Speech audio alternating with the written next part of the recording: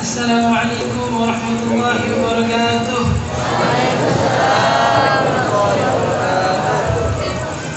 Alhamdulillahir raufil mannan, al-ghawiyil ghaniyis sultan, al-halimil karimir rahimir rahman, al-muhitu ilmuhu bima yakunu wa ma kana, yu'izzu wa yudhillu wa yughni wa yufkiru kulla yawmin huwa fi shan.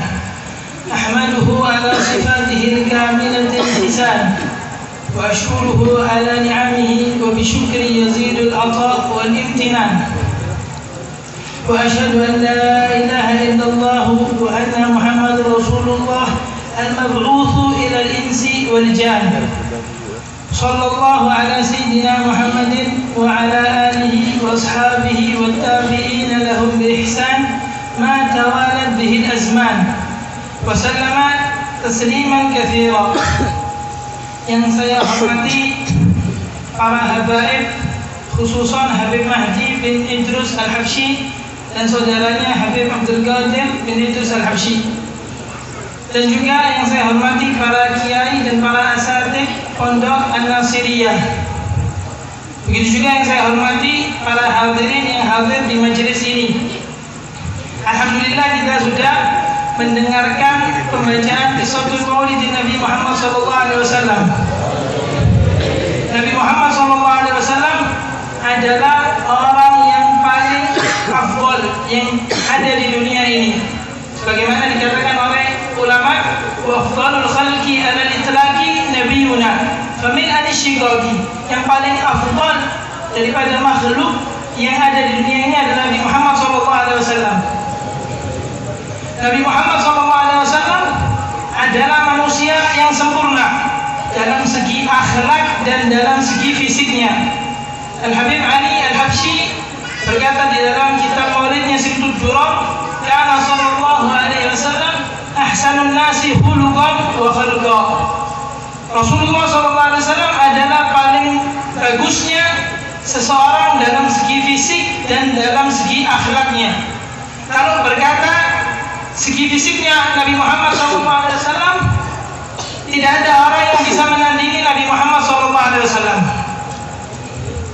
Hasan bin Thabit, syairnya Nabi SAW, berkata, wa ajmalu minka lam tara qattu aini, dan yang lebih indah dari engkau ya Rasulullah tidak pernah aku lihat dengan kedua bola mataku. Wa ahsanu minka lam talidin nisa'u, dan yang lebih bagus dari engkau ya Rasulullah tidak pernah dilahirkan oleh perempuan manapun.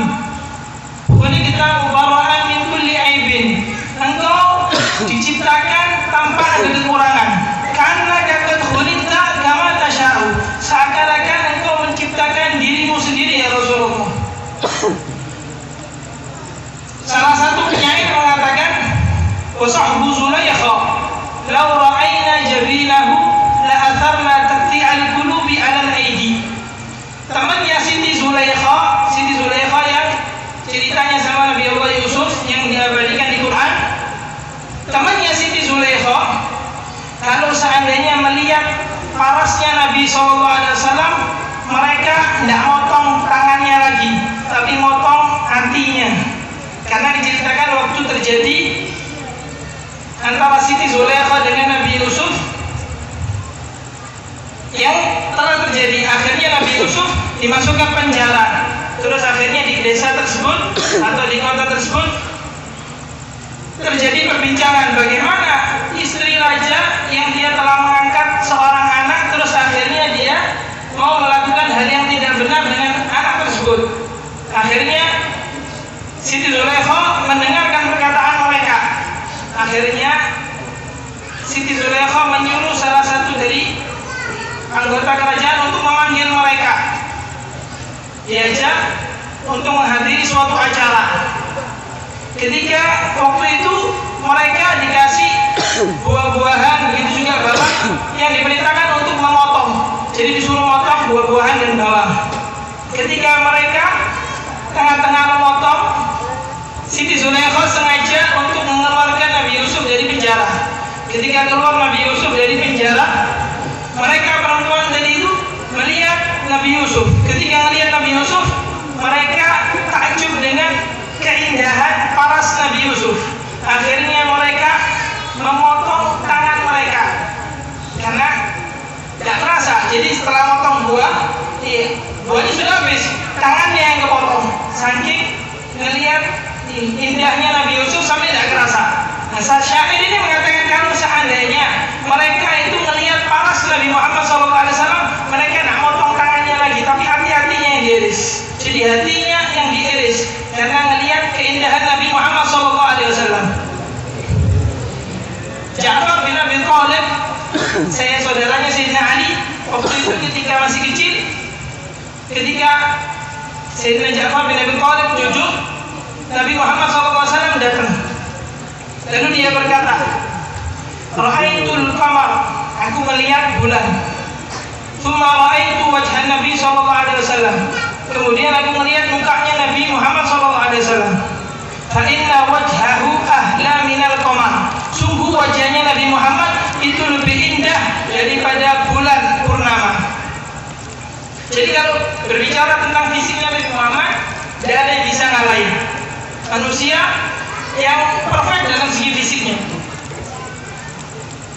Al-Habib Al-Habsyi berkata juga dalam kitab maulidnya, lam ya'ti basyarun ala mithli khalqih fi mahasini nazarihi wa sam'ihi wa nutqih. Tidak pernah datang manusia yang seperti Nabi Muhammad SAW dalam segi ucapannya, dalam segi mukanya, dan dalam segi pendengarannya. Orang laki-laki yang sangat sempurna. Makanya saya heran kalau ada orang dia lebih mengidolakan atau mengidamkan orang lain selain Nabi Muhammad SAW, lebih mengidolakan pemain bola atau lebih mengidolakan artis atau aktor. Kalau dibandingkan sama Nabi Muhammad SAW, tidak ada apa-apanya dalam segi fisik aja ya. Kita bicara dalam segi fisik, lebih-lebih lagi dalam segi akhlaknya Nabi Muhammad SAW. Jadi kalau kita bicara dalam segi fisik, Nabi Muhammad adalah manusia yang paling perfect. Yang kedua dalam segi akhlak, Nabi Muhammad SAW dalam segi akhlaknya memiliki akhlak yang sangat sempurna sampai Allah Subhanahu Wa Taala berfirman, wa innaka la'ala khuluqin azim. Sungguh engkau ya Muhammad memiliki akhlak yang sangat mulia. Nabi Muhammad bersabda, inna ma bu'itsu liutammima makarimal akhlak. Sungguh aku diutus untuk menyempurnakan akhlak yang baik. Jadi Nabi Muhammad memiliki akhlak yang sangat sempurna. Oleh karena itu kita seharusnya dan wajib bagi kita untuk mencintai Nabi Muhammad SAW. Karena tidak ada orang yang lebih sempurna dari Nabi Muhammad SAW. Nabi Muhammad SAW bersabda, la yu'minu ahadukum hatta akuna ahabba ilaihi min nafsihi wa waladihi wa nasi ajma'in. Tidak sempurna iman kalian kecuali jika kalian lebih mencintai aku daripada diri kalian dan daripada anak-anak kalian, begitu juga semua yang kalian miliki. Jadi wajib kita cinta kepada Nabi Muhammad SAW. Soalnya ketika kita cinta kepada Nabi Muhammad SAW, maka iman kita menjadi sempurna. Tapi cinta itu perlu bukti, bukan sekedar omong kosong. Kalau ngomong semua bisa. Coba kita lihat sahabat bentuk cintanya kepada Nabi Muhammad SAW. Dikatakan Zaid bin Dathinah, salah satu daripada sahabatnya Nabi Muhammad SAW. Waktu itu dia ditawan. Ketika ditawan sudah mau dipenggal kepalanya. Lalu salah satu dari orang kafir Quraisy mengatakan, kaifa law yakunu Muhammadun makanaka huna.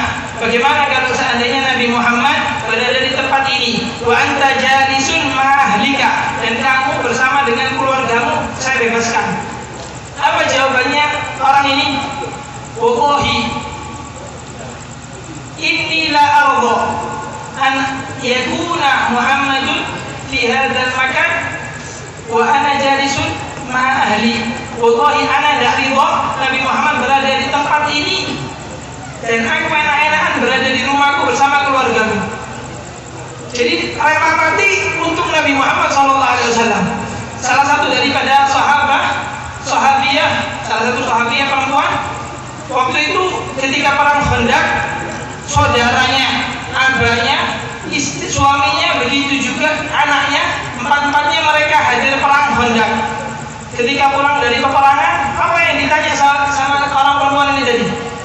Kaifa bi Rasulillah sallallahu alaihi wasallam? Bagaimana keadaannya Rasulullah? Katanya salah sahabat, inna abaka qad qutil. Sesungguhnya abamu ini sudah terbunuh. Kaifa bi Rasulillah? Perempuan ini tanya, tidak, aku tanya bagaimana Rasulullah? Terus sahabat ini bilang, inna akhaka qad qutil. Saudaramu juga sudah terbunuh di peperangan. Diulangi lagi sama perempuan ini, kaifa bi Rasulillah? Bagaimana Rasulullah? Sahabat ini mengatakan, inna ibnaka qad qutil. Anakmu juga sudah terbunuh. Si perempuan ini tetap bertanya, kaifa bi Rasulillah? Sesungguhnya, katanya sahabat, inna zaujaka qad qutil. Sesungguhnya suamimu juga terbunuh. Kaifa bi Rasulillah? Bagaimana dengan Rasulullah? Jadi perempuan ini tanya keadaannya Rasulullah, tidak mementingkan hal lain, mau suaminya mati, abahnya mati, saudaranya mati, atau anaknya mati, tidak urusan. Pokoknya Rasulullah selamat, dia senang. Maka sahabat itu mengatakan, Rasulullah bikhair. Rasulullah dalam keadaan sehat dan afiat. Maka perempuan ini mengatakan, mana aku mau lihat? Aku tidak merasa tenang kecuali jika aku sudah melihat Rasulullah SAW. Akhirnya sahabat ini diajak bertemu dengan Rasulullah SAW. Maka perempuan ini mengatakan, sungguh ya Rasulullah, aku semua musibah yang menimpa selainmu jalan. Itu suatu yang kecil. Jadi musibah yang menimpa selain Rasulullah bagi dia itu suatu yang kecil. Pokoknya jangan sampai Rasulullah tersakiti. Coba kita lihat cintanya mereka sahabat kepada Nabi Muhammad SAW sampai berani mengorbankan dirinya dan keluarganya. Nah kita ini kita bilang cinta kepada Nabi Muhammad, apa bentuk bukti cinta kita kepada Nabi Muhammad? Kalau sekedar ngomong semua bisa, kata anak kecil disuruh ngomong bisa, burung puyuh disuruh bilang saya cinta kepada Nabi Muhammad juga bisa, burung kakak tua. Jadi bentuk cinta kita kepada Nabi Muhammad SAW harus dibuktikan. Nah, dengan cara apa? Dengan cara kita memperbanyak menyebut nama Nabi Muhammad SAW. Man ahabba syai'an aktsara min dzikri. Barang siapa yang mencintai sesuatu, maka dia akan menyebut namanya terus-menerus. Hatta tidur tetap disebut namanya. Kalau benar-benar cinta. Nah, sekarang kita ini cinta kepada Nabi Muhammad, apakah kita sudah sering menyebut nama Nabi Muhammad SAW dengan cara bersolawat atau dengan cara membaca qiraatul maulid? Coba kita tanya diri kita sendiri, apakah kita sudah sering menyebut nama Nabi Muhammad SAW dengan bersolawat? Dikatakan man shalla alayya salatan wahidah sallallahu alaihi asyra wa hatta anhu asyra sayyi'at wa rafa'a asyra darajat. Barang siapa yang bersolawat kepadaku, maka Allah Subhanahu wa taala akan bersolawat kepadanya 10 solawat. Maksudnya Allah Subhanahu wa taala bersolawat kepadanya, maksudnya Allah Subhanahu wa taala merahmatinya 10 kali lipat. Begitu juga wa hatta anhu asyra sayyi'at, plus Allah Subhanahu wa taala mengampuni 10 kesalahanmu. Wa rafa'a asyra darajat, dan mengangkat 10 derajatmu. Jadi satu salawat itu pahalanya duanya. Hapus 10 derajat, 10 dosa, diangkat 10 derajat, plus Allah SWT bersalawat kepada dia 10. Itu cuma satu salawat. Bagaimana kalau 2? Bagaimana kalau 3? Bagaimana kalau 100? Coba kita lihat. Jadi pahala salawat itu sangat besar. Sampai para ulama mengatakan hukum salawat kepada Nabi Muhammad SAW wajib. Bidalil qauluhu ta'ala innallaha wa malaikatahu yusholluna 'alan nabi ya ayyuhalladzina amanu shallu 'alaihi wa sallimu taslima. Sungguhnya Allah Subhanahu wa taala dan para malaikatnya bersalawat kepada Nabi Muhammad SAW, maka wajib bagi kalian untuk bersalawat kepada Nabi Muhammad SAW. Imam Syafi'i mengatakan wajib satu hari cuma 5 kali, yaitu ketika sholat 5 waktu. Tapi sebagian ulama mengatakan tidak. Wajib setiap disebut nama Nabi Muhammad SAW, wajib kalian bersalawat kepada Nabi Muhammad SAW.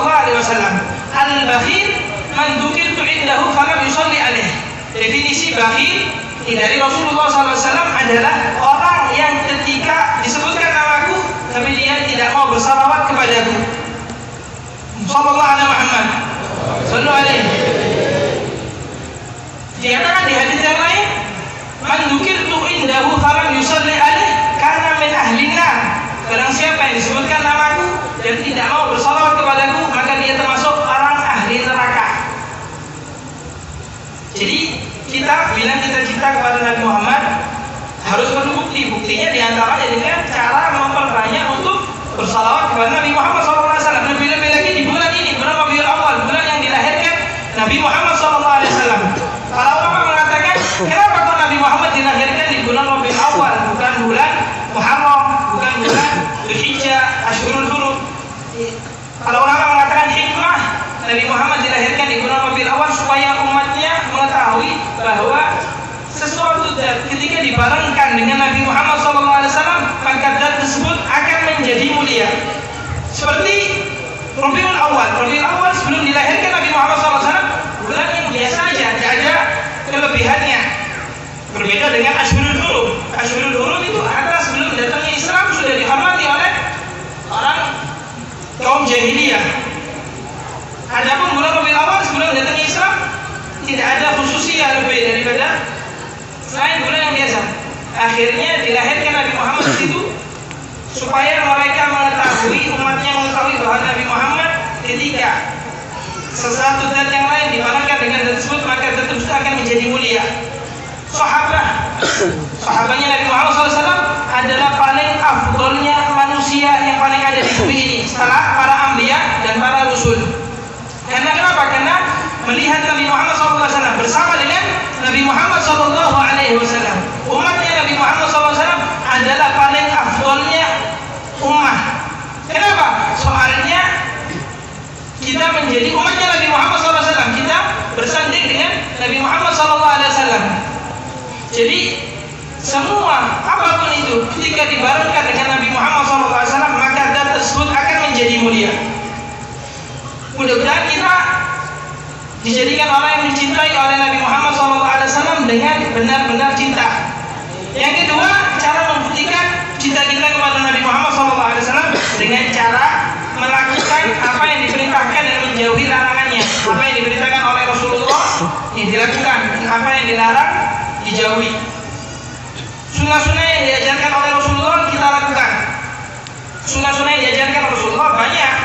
Di antaranya kebetulan besok hari Jumat, di antaranya ketika hadir sholat Jumat disunahkan untuk menggunakan baju putih. Ini mungkin banyak orang yang tidak melakukan sunnah tersebut. Nabi Muhammad SAW bersabda, "Bada'al Islam gharibun, wa sayaudu kama bada. Fatuba lil ghuraba alladzina yafiyuna ma amatan nasu min sunnati." Islam itu dimulai dengan sesuatu yang asing. Ketika datang Islam, orang jahiliyah menganggap Islam itu asing. Wasayaudu kama bada. Dan nanti di akhir zaman Islam itu bahkan dianggap asing juga. Fatuba lil ghuraba, maka beruntunglah orang-orang yang dianggap asing itu tadi. Siapa orang yang dianggap asing? Alladzina yuhyuna ma amatan nasu min sunnati, yaitu orang yang menghidupkan sunnah-sunnahku ketika orang-orang lain tidak ada yang melakukannya. Jadi ketika sunnah tersebut sudah tidak dilakukan, kita hidupkan, maka itu pahalanya sangat besar. Yang namanya itu tadi ketika sholat Jumat menggunakan baju putih, itu diantaranya. Lebih-lebih lagi kalau kolek ini pelajar, seharusnya pelajar itu dia lebih seharusnya untuk mengamalkan ilmunya. Innamal ilmu bita'allum. Sungguhnya ilmu itu dengan belajar.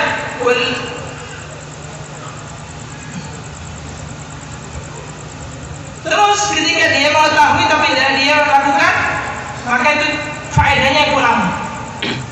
Al-ilmu bila amal kasyajar bila tamat. Ilmu dengan tanpa amal perbuatan maka seperti syajar, pohon yang tidak ada buahnya. Bagaimana pohon yang tidak ada buahnya? Ada manfaatnya, ada manfaatnya sedikit kali ya untuk orang berteduh, tapi kurang manfaatnya. Ketika ada buahnya maka manfaatnya lebih. Begitu juga orang ketika dia memiliki ilmu tapi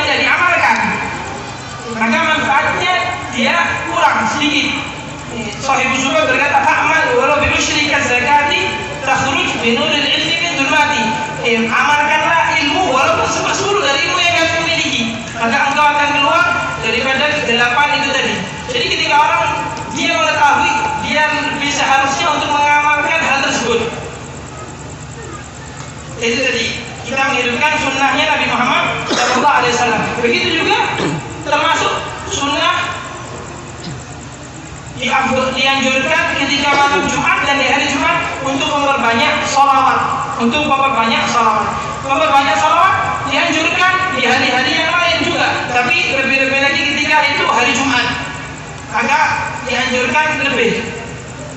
Begitu juga berhubung besok hari Jumat, saya sebutkan sedikit yang disunahkan untuk berkaitan dengan hari Jumat. Juga dianjurkan membaca surat Al-Kahfi paling sedikitnya 3 kali. Afdolnya baca 3 kali. Kalau baca sekali tidak dapat kesunahan, tapi paling afdol 3 kali. Sunnah baca surat Al-Kahfi. Insyaallah kita akan melakukan hal tersebut. Karena itu termasuk bentuk cinta kita kepada Nabi Muhammad SAW. Yang ketiga, yang termasuk sunnah yang banyak ditinggalkan juga siwak. Banyak orang, mungkin kebanyakan orang yang tidak ada yang mengamalkan sunnah tersebut. Berarti ini termasuk sunnah yang sudah ditinggalkan oleh kebanyakan orang. Ketika sunnah tersebut kalian hidupkan, maka kalian mendapatkan pahala yang mulia, pahala yang sangat besar, dan termasuk al-ghuraba yang disebutkan di hadis tadi, orang yang dikirim asing tadi. Mudah-mudahan kita dijadikan oleh Allah SWT orang yang cinta kepada Nabi Muhammad SAW dengan sebenar-benar cinta, bukan sekedar omong kosong belaka. Hadirin wal afu minkum. Wassalamualaikum warahmatullahi wabarakatuh.